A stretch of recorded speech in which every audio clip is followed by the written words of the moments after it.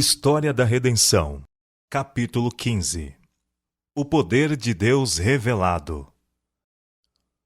Muitos anos tinham os filhos de Israel estado em servidão aos egípcios. Apenas umas poucas famílias haviam descido ao Egito, porém tinham se tornado uma grande multidão. E sendo circundados pela idolatria, muitos deles tinham perdido o conhecimento do verdadeiro Deus e esquecido sua lei. Uniram-se aos egípcios em sua adoração ao sol, lua e estrelas, e também de animais e imagens, obra das mãos dos homens. Todas as coisas ao redor dos filhos de Israel tendiam a fazê-los esquecer o Deus vivo. Mesmo assim, existiam entre os hebreus os que preservaram o conhecimento do verdadeiro Deus, Criador dos céus e da terra. Afligiam-se por ver seus filhos testemunhando diariamente as abominações do povo idólatra que o cercava, e mesmo tomando parte nelas, curvando-se às divindades egípcias feitas de madeira e pedra, e oferecendo sacrifícios a estes objetos insensíveis. Os fiéis eram afligidos e, na sua agonia, clamavam ao Senhor por livramento do jugo egípcio, que ele os tirasse fora do Egito, para onde pudessem ser livres da idolatria e das corruptoras influências que os circundavam. Entretanto, muitos dos hebreus estavam dispostos a permanecerem em servidão, de preferência a terem que ir para outro novo país e depararem com as dificuldades presentes em tal jornada. Por isso, o Senhor não os livrou pela primeira manifestação de seus sinais e maravilhas diante de Faraó.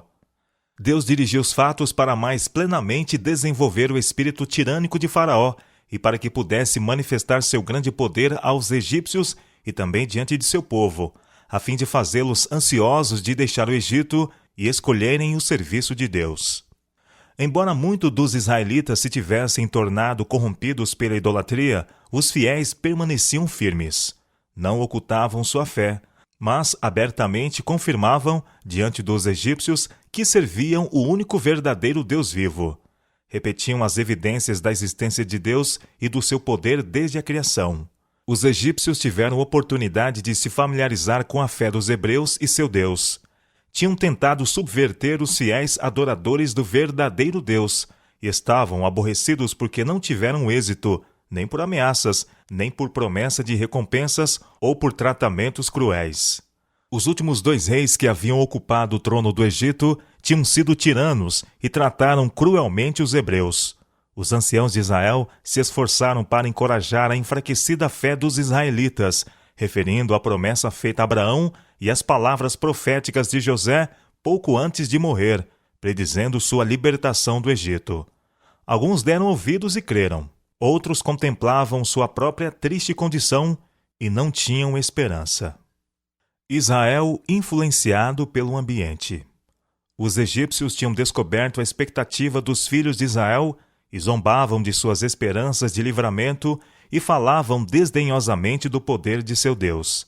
Apontavam-lhes a sua própria situação como um povo, mera nação de escravos, e insultuosamente dizia-lhes: se vosso Deus é justo e misericordioso e tem poder sobre os deuses egípcios, por que não faz de vós um povo livre? Por que não manifesta a sua grandeza e poder, exaltando-vos? Os egípcios então chamavam a atenção dos israelitas para o seu próprio povo, que adorava deuses de sua própria escolha, os quais os israelitas denominavam falsos deuses. Exultavam ao dizer que seus deuses tinham-nos prosperado, dando-lhes alimento, vestuário e grandes riquezas, e que seus deuses também tinham dado os israelitas nas suas mãos para servi-los, e que tinham poder para os oprimir e destruir, a fim de que não fossem um povo. Escarneciam da ideia de que os hebreus seriam libertos da escravidão. Faraó jactava-se de que gostaria de ver Deus livrá-los de suas mãos. Estas palavras destruíram a esperança de muitos dos filhos de Israel. Parecia-lhes que tudo era mesmo como o rei e seus conselheiros tinham dito. Sabiam que eram tratados como escravos e que devia suportar o grau de opressão que seus feitores e administradores lhe impunham. Seus meninos tinham sido caçados e mortos. Sua própria vida era um fardo, e eles estavam crendo no Deus do céu e adorando-o. Contrastavam então sua condição com a dos egípcios. Estes não criam absolutamente num Deus vivo que tivesse poder para salvar ou destruir. Alguns deles adoravam ídolos, imagens de madeira e pedra, enquanto outros preferiam adorar o sol, a lua e as estrelas, e mesmo assim prosperavam e enriqueciam. E alguns dos hebreus raciocinavam que se Deus estivesse acima de todos os deuses, não os deixariam como escravos numa nação idólatra. Os fiéis servos de Deus entendiam que era por causa de sua infidelidade a Deus como um povo e sua disposição de misturar-se com outras nações, sendo assim levados à idolatria, que o Senhor permitiu que fossem ao Egito. Com firmeza declaravam a seus irmãos que Deus logo os tiraria do Egito e quebraria seu opressivo jugo. Chegara o tempo em que Deus deveria responder às orações de seu povo opresso e tirá-los do Egito com tão poderosas manifestações de seu poder que os egípcios seriam compelidos a reconhecer que o Deus dos hebreus, de quem zombavam, estava acima de todos os deuses. Iria agora puni-los por sua idolatria e sua arrogante jactância das mercês concedidas a eles por seus insensíveis deuses. Deus glorificaria seu próprio nome, para que outras nações ouvissem do seu poder e tremessem ante seus poderosos atos, e para que seu povo, testemunhando suas miraculosas obras, se volvesse inteiramente da sua idolatria para render-lhe a adoração pura. No livramento de Israel do Egito, Deus claramente mostrou sua evidente misericórdia a seu povo diante de todos os egípcios. Deus achou conveniente executar seus juízos sobre Faraó, para que ele soubesse por amarga experiência, desde que doutra sorte não seria convencido, que seu poder era superior a todos os outros. A fim de que seu nome fosse notório através de toda a terra, daria prova exemplar e demonstrativa de seu divino poder e justiça a todas as nações. Era desígnio de Deus que estas exibições de poder fortificassem a fé de seu povo, para que sua posteridade adorasse firmemente somente aquele que tinha realizado misericordiosas maravilhas em seu favor. Moisés declarou a Faraó, depois que este exigiu que o povo fizesse tijolos sem palha, que Deus, a quem ele pretendia não conhecer, forçá-lo-ia a render-se a seus reclamos e reconhecer sua autoridade como supremo soberano. As pragas. O milagre da vara transformada numa serpente e do rio tornado em sangue não moveu o empedernido coração de Faraó, somente aumentou seu ódio dos israelitas. O trabalho dos mágicos levou a crer que esses milagres foram operados pela feitiçaria, mas teve abundante evidência de que este não era o caso quando foi removida a praga das rãs. Deus poderia ter feito que elas desaparecessem e voltassem ao pó num momento, mas assim não fez, para que depois de serem removidas, o rei e os egípcios não dissessem que isto era resultado de magia, semelhante ao trabalho dos mágicos. Elas morreram e foram então ajuntadas em montões, que podiam ser vistos diante deles, e empestavam a atmosfera.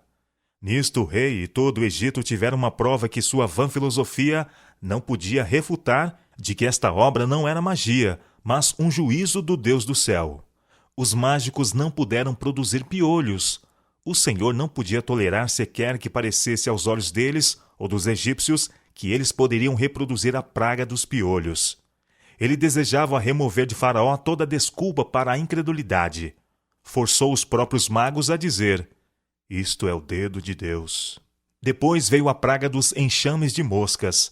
Estas não eram como as inofensivas moscas que nos importunam em algumas épocas do ano, mas as moscas que vieram sobre o Egito eram grandes e venenosas. Sua picada era extremamente dolorosa para os homens e animais.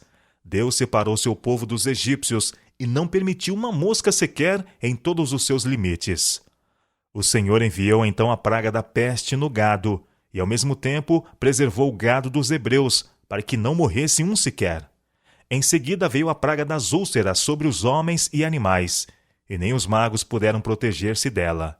Então o Senhor enviou sobre o Egito a praga da saraiva misturada com fogo, com relâmpagos e trovões. A época de cada praga foi dada por antecipação, para que ninguém pudesse dizer ter acontecido por acaso.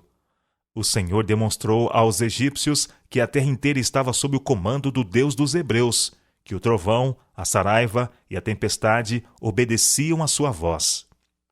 Faraó, o orgulhoso rei que uma vez perguntara: "Quem é o Senhor, para que lhe ouça eu a voz?" Humilhou-se e disse: "Esta vez pequei. O Senhor é justo, porém eu e o meu povo somos ímpios."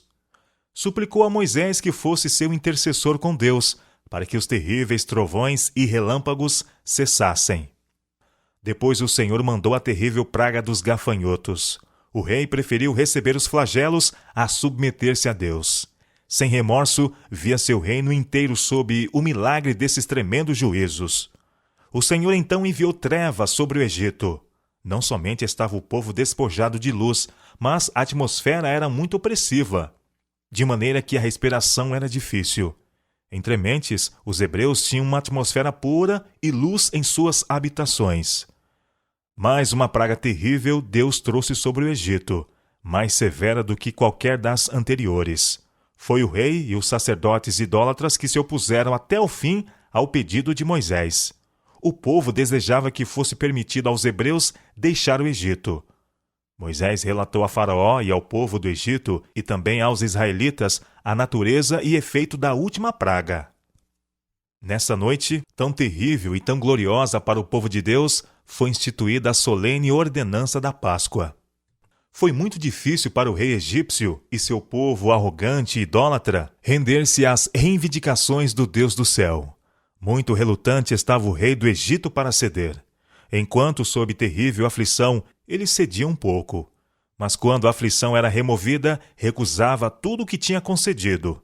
Dessa maneira, praga após praga era trazida sobre o Egito, e ele cedia não mais do que era compelido pelas terríveis visitações da ira de Deus. O rei persistiu em sua rebelião, mesmo depois que o Egito tinha sido arruinado. Moisés e Arão referiram a Faraó a natureza e efeito de cada praga, que se seguiria sua recusa em deixar ir Israel. Cada vez ele viu essas pragas virem exatamente como lhe foi dito que viriam. Mesmo assim, ele não se rendia. Primeiro, apenas lhe deu permissão para sacrificar a Deus na terra do Egito. Então, depois de o Egito ter sido afligido pela ira de Deus, concedeu que apenas os homens fossem. Depois de o Egito, quase destruído pela praga dos gafanhotos, ele concedeu que seus filhos e esposas também fossem, mas que não levassem o gado. Moisés então comunicou ao rei que o anjo de Deus mataria os seus primogênitos. Cada praga tinha vindo um pouco mais perto do rei e mais severa, e esta seria mais terrível do que qualquer outra. Mas o orgulhoso rei estava extremamente furioso e não se humilhou. Quando os egípcios viram os grandes preparativos feitos entre os israelitas para